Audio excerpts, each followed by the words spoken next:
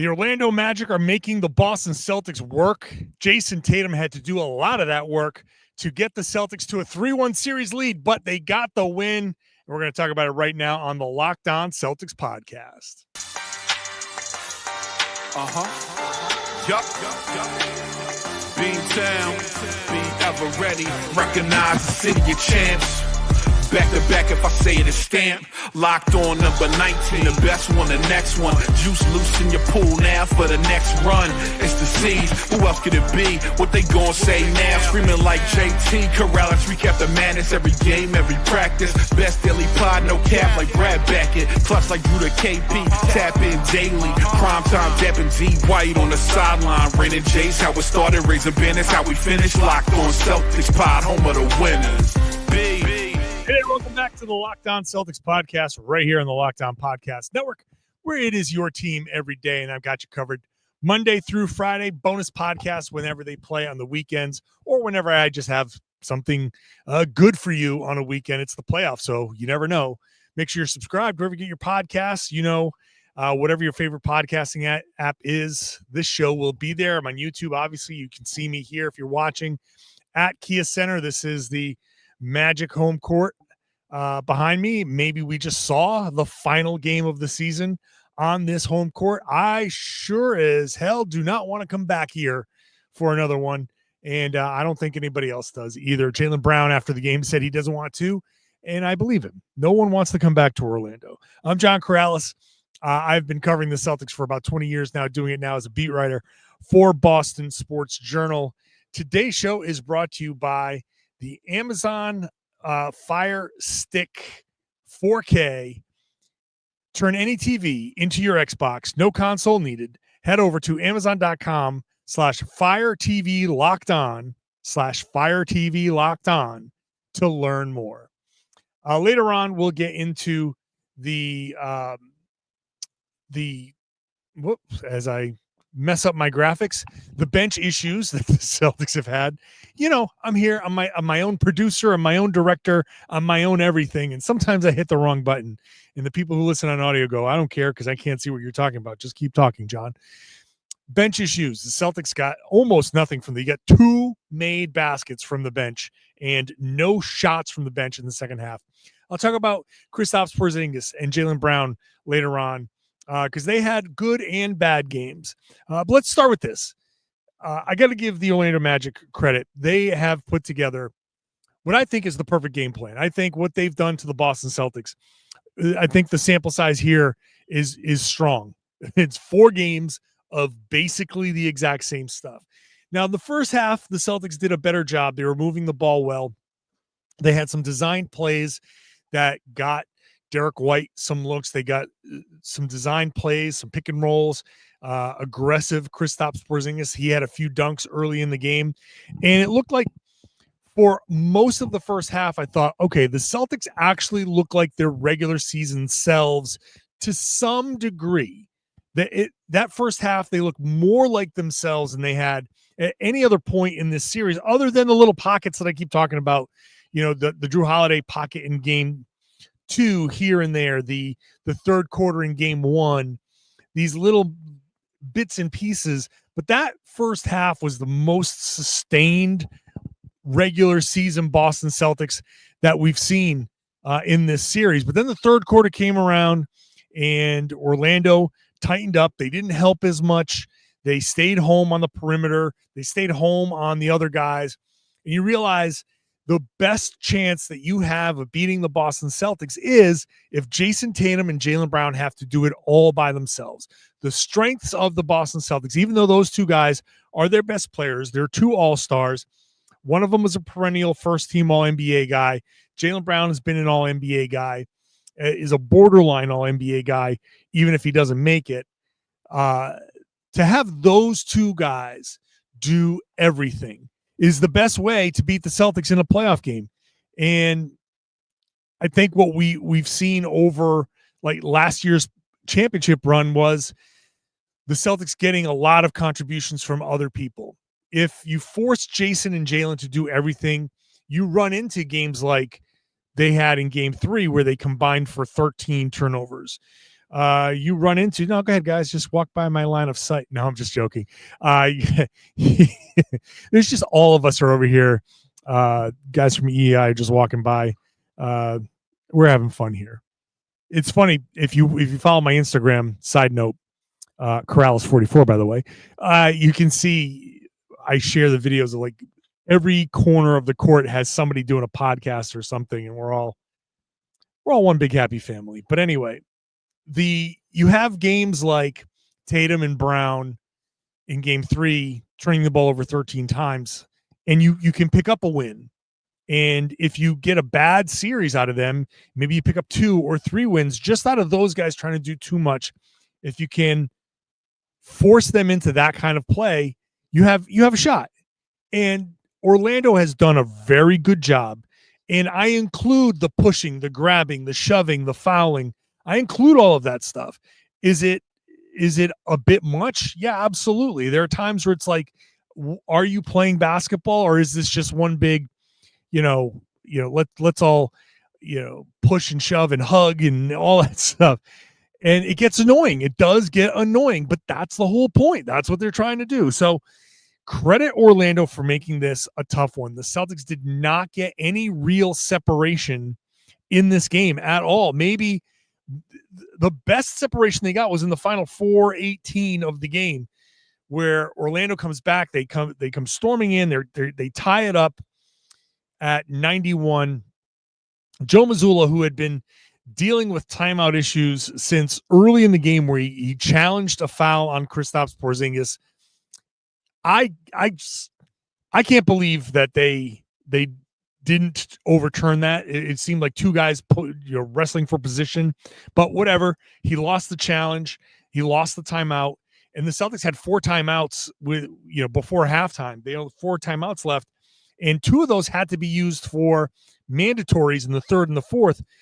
So there were big runs along the way where maybe people are like, why isn't Joe calling a timeout to stop one of these runs? And at the end of the half, for example, the first half, the Magic went on a huge run and they were stuck. If Joe called a timeout there, then he would have only had 1 timeout in the final couple of minutes. And at that point, you didn't know what the game was going to bring. You needed to make sure you had those 2 timeouts. So Joe was in a bit of a pickle when it came to the timeouts. So that 3rd quarter, the 4th quarter there, where Orlando made their run, Joe finally gets a chance to call a timeout and stop the momentum. And the Celtics turned things around. Jayson Tatum was really good. Now, was he perfect? No.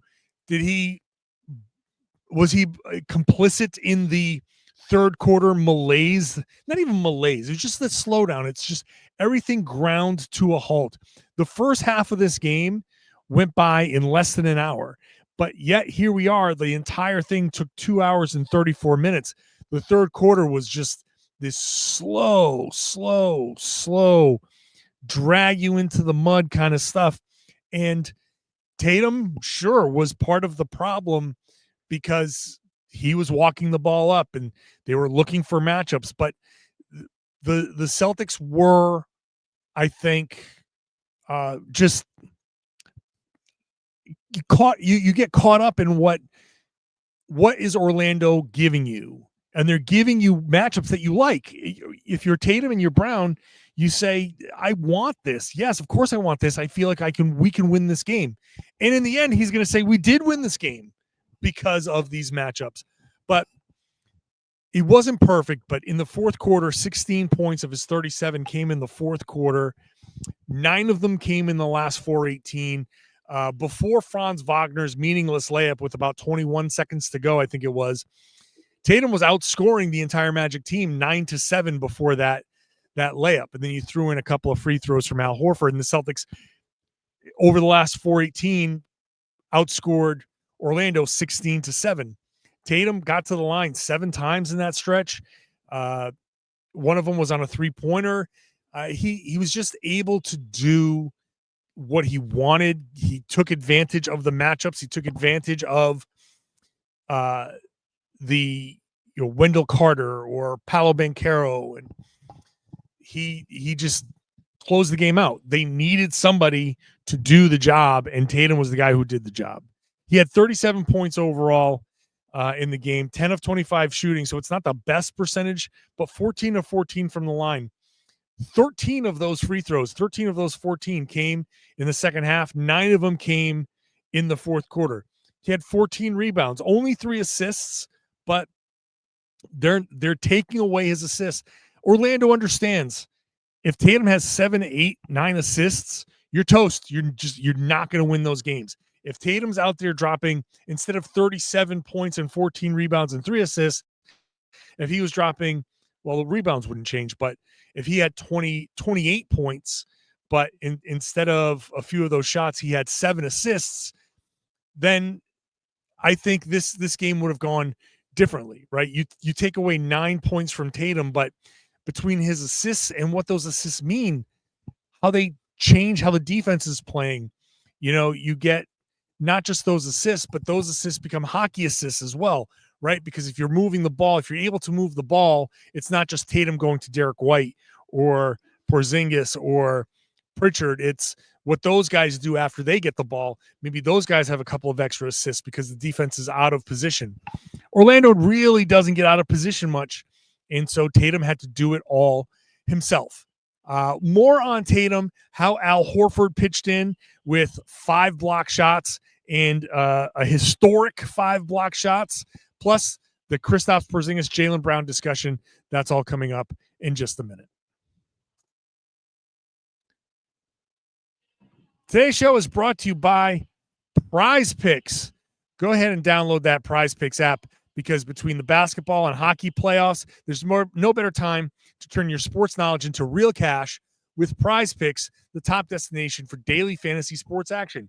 Your fantasy leagues are over, but daily fantasy sports with Prize Picks is simple. Pick more or less on at least 2 player projections, and you are in. You can even mix and match your players across basketball, hockey, baseball, and more for a shot to win up to 2,000 times your cash. So you could do Nikola Jokic for more than 25 points and Jaylen Brown for more than 4 assists. If you had picked that one, well, he only had 1 assist in this game. Oh, wait. Yep, 1 assist in this game. So maybe that wouldn't have worked out. You should have picked less on that. Every lineup you make on Prize Picks will enter you into the Takes 2 ticket sweepstakes, which could get you a +1 VIP trip to the ship. You all right? So go and enjoy a championship run with Prize Picks. They even have Taco Tuesday discounts, Flex Friday promos, so you get more value each week, and you can get paid super fast, sometimes in as little as 15 minutes. Download the app today. Use the code LOCKEDONNBA to get $50 instantly after you play your first $5 lineup. That's code LOCKEDONNBA for $50 instantly after you play your first $5 lineup. Prize Picks, run your game. Thanks for making Locked On Celtics your first listen every day. Now go ahead and make that second listen NBA game night, every game, every night until an NBA champion is crowned. I'm on Locked On NBA Game Night on Fridays. You can get local analysis on a national scale. Find NBA Game Night on Locked On NBA on YouTube or wherever you listen to your podcasts. So Tatum was, fantastic. He was able to take advantage of the mismatches. And he said it after the game, like, sometimes you just have to beat your matchup. And, in a series against Orlando here, we all say, play more up-tempo, play faster, play this. And yes, that's true, but also Orlando takes that away. And it's hard to, push it off a make. Okay, run up after a make. And then what, right? If it's not there, then you have to set up. And you have to beat your matchups. I would like it if the Celtics played a little bit differently. But this is where Tatum feels the most comfortable.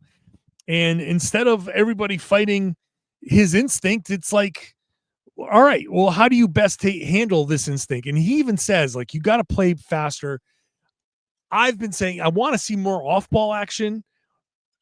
Part of what Tatum is doing is because he has no other options, right? It's not that Tatum is telling everybody, get out of the way. I'm the only one that's doing anything. Everybody move. No, I think no one is moving. He wants everybody to move, like move around the perimeter. I'd love to see people just even swapping places. You know what I mean? Just if Jaylen's on the top left corner and at the break and Derek's in the corner, just even if you just swap places, just get the defense to do something and move. And then off of that, if somebody turns their head, somebody cut, somebody do something. You know what I mean? Like that type of stuff is missing. I saw Kristaps Porzingis, who I'll get to in a second, but he struggles right now with the physicality. The guards are allowed to do a lot more physically with him at the free throw line. And so he was struggling there.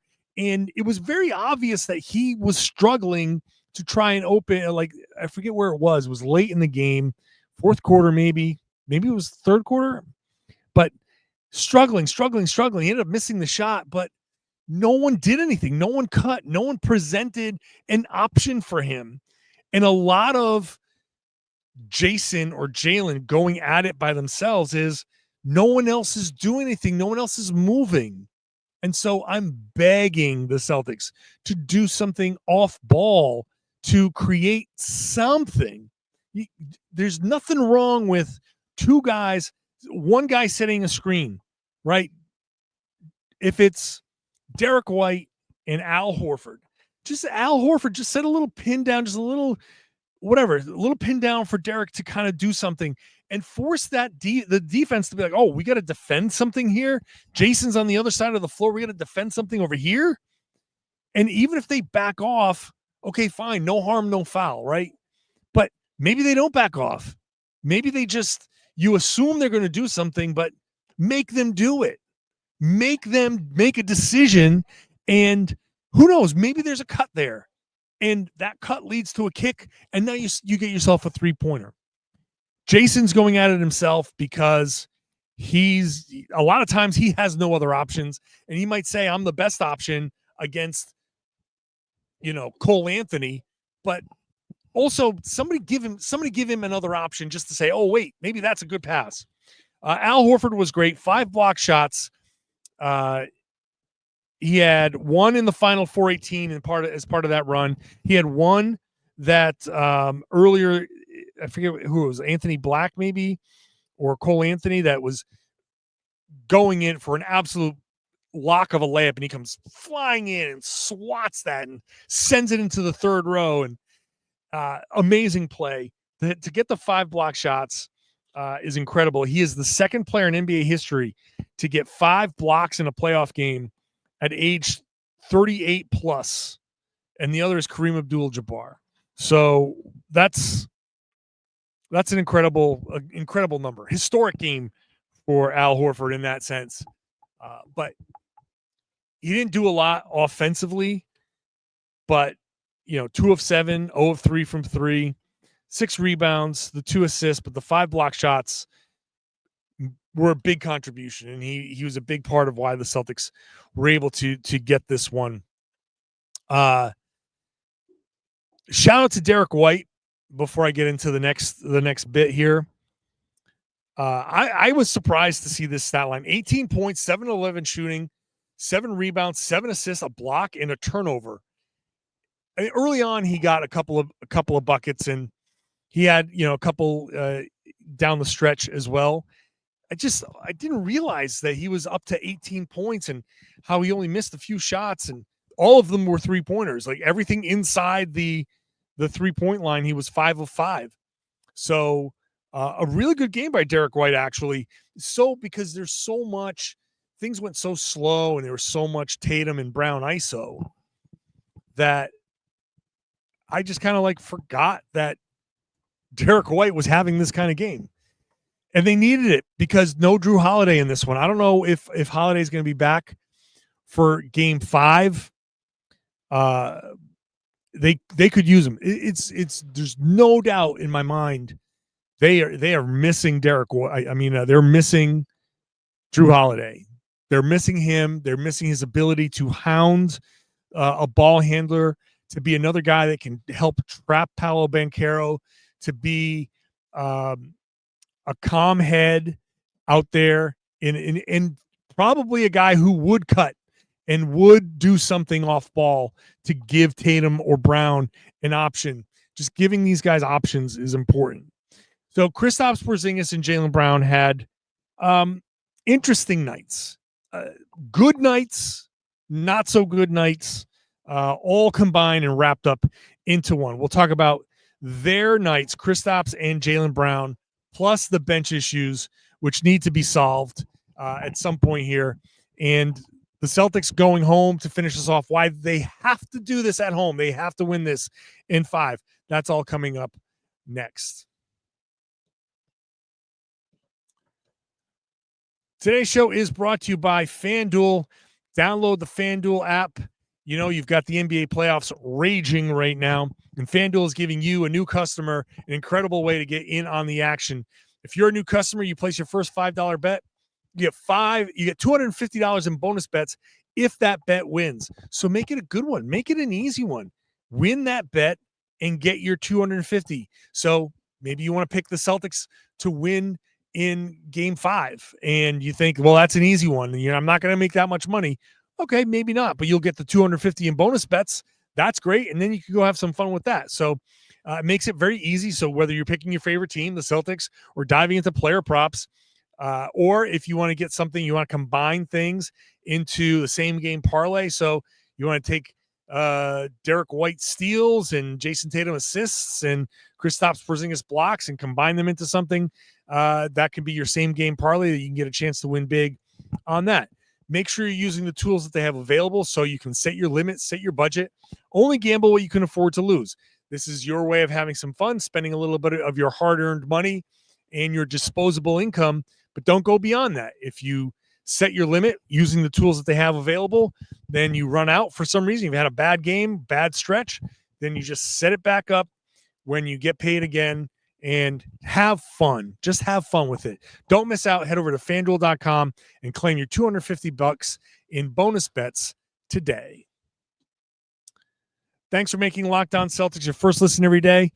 Please download the Locked On Celtics newsletter, or not download, sign up for it. I'll do the work and email it to you Monday through Friday. Go to LockedOnDaily.com, sign up. I think you still have time to get entered into potentially $3,000 worth of gift cards. So if you sign up right now, go ahead and do that real quick. You get a couple days left to get in on the action there. LockedOnDaily.com. Click on the Locked On Celtics logo. Sign up. Get that Locked On Celtics newsletter dropped directly to your device. Your email, I should say. So, Kristaps Porzingis. The numbers look good. 19 points, 50% shooting, 2 of 4 from 3, 5 rebounds, a steal, an assist, 1 turnover. You go, what are you talking about? Why would you be upset about that?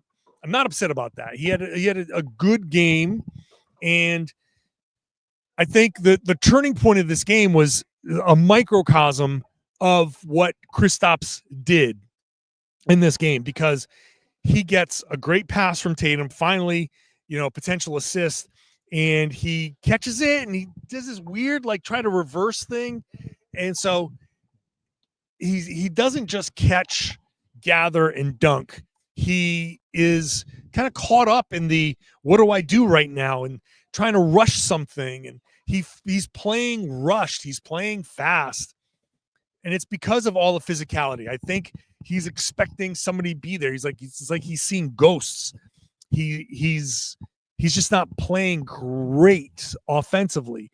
But at the same time, he is working hard. And so he biffs the layup, but then he goes right back up, dunks it, and draws the foul. So missing the layup it ended up being a good thing for Porzingis. So that's the weirdness of Kristaps night is that he had some good things and some bad things, and then some of them worked out. He was in foul trouble a lot of the night. The challenge that Joe lost was a weird one because it looked like two guys kind of hooking each other, but he got the call. It was a weird thing. So I thought Porzingis played tentative. He played kind of, like I said, fast. I think the pressure, the physicality is bothering him. Not the pressure of the moment, but the pressure of their defense. It's just bothering him. And he's rushing his shots. He's not playing his game.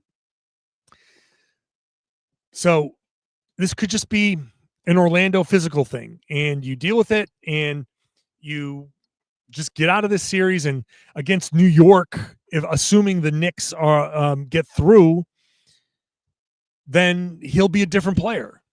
You hope.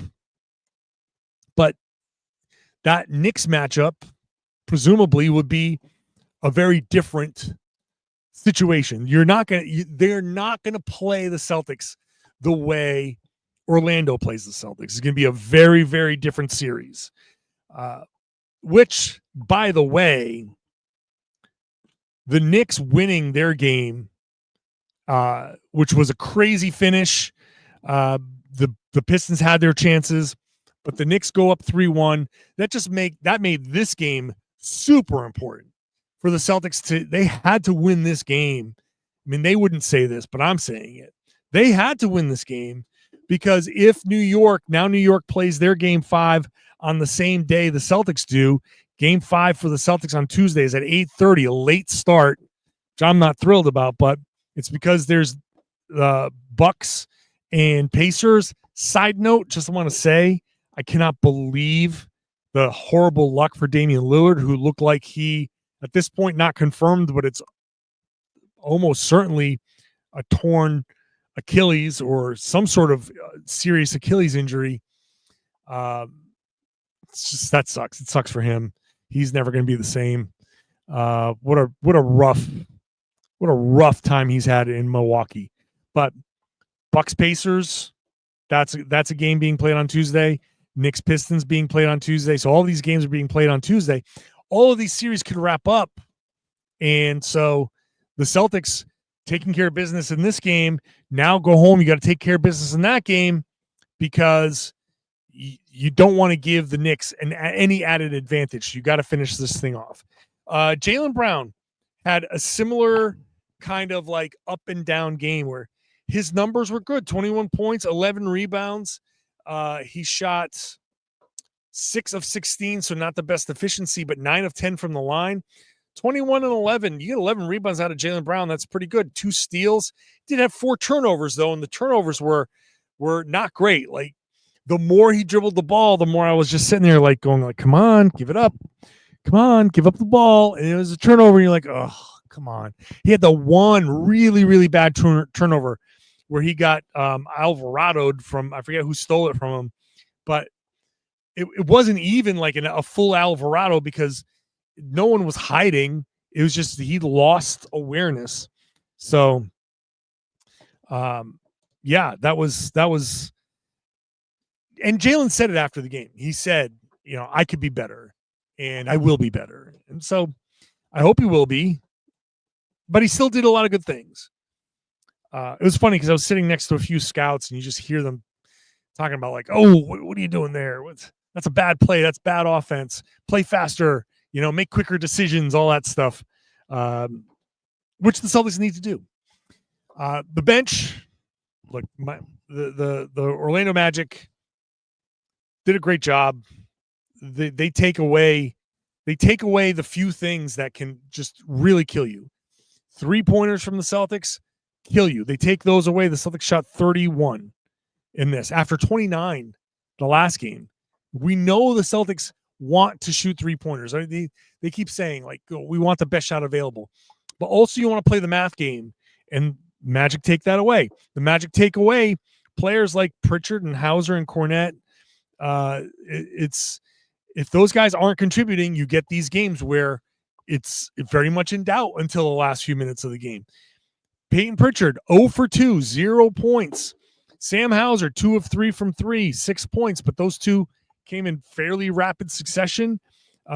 Early second quarter, given the Celtics, I think it was a 9-point lead at that point, which was their biggest lead of the game.